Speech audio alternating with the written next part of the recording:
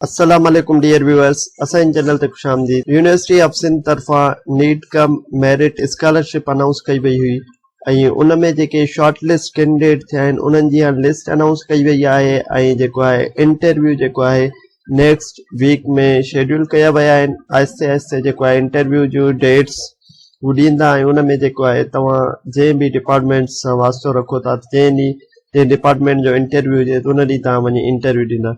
ही तव्हां स्क्रीन ते साम्हूं ॾिसी रहिया आहियो, इहा यूनिवर्सिटी ऑफ सिंध तरफ़ां शॉर्ट लिस्टेड कैंडिडेट जी लिस्ट अनाउंस कई वई आहे। इन में जेके बि मेरिट ते कैंडिडेट हुया उन्हनि अप्लाई कयो त उहे उन्हनि खे एलिजिबल कयो वियो आहे ऐं उहे जेके कैंडिडेट जेके अॻु में ई का स्कॉलरशिप खणनि था त उन्हनि खे हिन स्कॉलरशिप मां एक्सक्लूड कयो वियो आहे, उन जा नाला कटिया विया आहिनि। सिर्फ़ु उहे कैंडिडेट जेके मेरिट ते आहिनि ऐं जिन्हनि खे हींअर ताईं का स्कॉलरशिप न मिली आहे त ही तव्हां लिस्ट ॾिसी रहिया आहियो।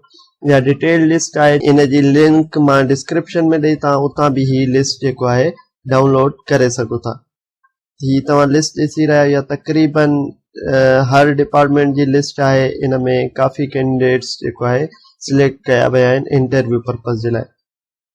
इन स्कॉलरशिप जे लाइ ॿ इम्पोर्टेंट डॉक्यूमेंट जिन्हनि जो बार बार स्टूडेंट क्वेश्चन करे रहिया आहिया त इस्तेकाक सर्टिफिकेट किथां ईंदो ऐं उन खां अलावा जा फादर गवर्नमेंट जॉब में न आहिनि, को लेबर आहे, को जेको आहे फार्मर आहे, त उन जे लाइ एफिडेविट किथां ईंदो। त उन एफिडेविट जो फॉर्मेट मां तव्हांखे ॾेखारे सघां थो ऐं उन जी तव्हां जेको आहे लिंक डिस्क्रिप्शन मां तव्हां उनखे डाउनलोड करे सघो था।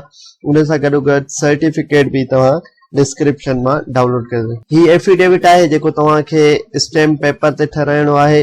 50 रुपीज़ वारे स्टैम्प पेपर ते इन खे फिल करे तव्हांखे at the time of interview खणी वञिणो आहे। त ही तव्हां फॉर्मेट ॾिसी रहिया आहियो जंहिंमें जेको आहे डिटेल ॾिनल आहे त फादर गार्डियन जेको आहे रेजिडेंट ही आहे, उनजो CNIC।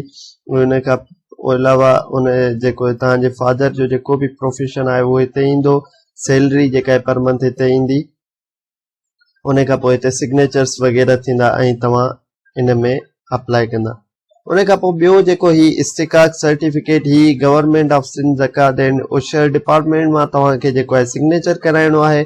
या मोस्टली हर डिस्ट्रिक्ट जे DC ऑफिस जे आसपास किथे जेको आहे ऑफिस हूंदी आहे त तव्हां उते वञी ज़कात जी जेको बि ऑफिस आहे उते वञी करे ही सर्टिफिकेट ऐं पंहिंजो जेको आहे ID कार्ड खणी वेंदा ऐं उन्हनि खे पर्पज़ ॿुधाईंदा। तव्हां जेको आहे इन जे लाइ इन जूं तव्हां 2 कापियूं कराए खणिजो, जो हिकिड़ी कापी हू पाण सां गॾु रखंदा आहिनि एज अ एविडेंस। त असां हिन स्टूडेंट खे जेको आहे सर्टिफिकेट इशू कयो आहे, हिकिड़ी तव्हांखे ओरिजिनल वापसि ॾींदा आहिनि।